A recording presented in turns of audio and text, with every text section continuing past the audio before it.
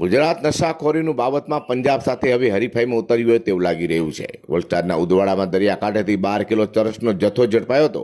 ત્યારે સુરતના હજીરામાંથી પણ ચરસ પકડાયું છે। સુરતના હજીરા વિસ્તારમાંથી અફઘાની ચરસનો જથ્થો પકડાયો છે। હજીરા વિસ્તારમાં દરિયાકાંઠેથી એસઓજી પોલીસે 2.5 થી 3 કિલો જેટલો કરોડ રૂપિયાની કિંમતનો અફઘાની ચરસનો જથ્થો જપ્ત કર્યો છે। આ અંગે સુરત એસઓજીના ડીસીપીએ વધુ માહિતી આપી હતી। હજીરા મરીન અને એસઓજી બંને ત્યાં સર્ચ કરતાં અમને 3 કિલો અને 754 ગ્રામ અફઘાની ચરસ જેની કિંમત ઇન્ટરનેશનલ ભાવ મુજબ 1,87,70,000 રૂપિયા થાય છે। ચરસની અંદર જે અત્યારે જે પેકેટો મળ્યા છે એમાં અફઘાની ચરસ અને સ્ટારબક્સ કોફીના સિમ્બલ છે। બીજી જે તપાસ છે અગાઉની પણ જે તપાસો છે ચાલુ છે। અગાઉ 2023ની અંદર અહીંયા સુરત સિટીની અંદર 9 કિલો 8 કિલો અને 13 કિલો એમાં એસઓજી અને ક્રાઇમ બ્રાન્ચને આવું જ અફઘાની ચરસ મળેલું છે જેની કુલ કિંમત 15 કરોડ ને 45 લાખ જેટલી થાય છે।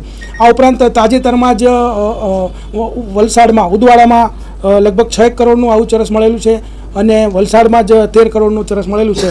એટલે આ વ્યવસ્થિત રીતે દરિયા કિનારેથી આ ચરસ ઘુસાડવા માટે પ્રયત્ન કરવામાં આવેલું છે, પરંતુ ફિશરમેન વોચ ગ્રુપ અને જે દરિયાકાંઠે રહેતા માછીમારો એની સાથે પોલીસની સતર્કતાના કારણે આ તમામ જે ચરસનો જથ્થો છે એ પકડાઈ ગયેલો છે। ચરસનું પેકિંગ એકદમ વોટરપ્રૂફ ટાઈપનું હોય છે, એટલે પાણીમાં એ કંઈ સોલ્યુબલ થતું હોય એવું લાગતું નથી, એટલે જ આવું ચરસ જે છે અહીંયા તણાઈને આવે છે।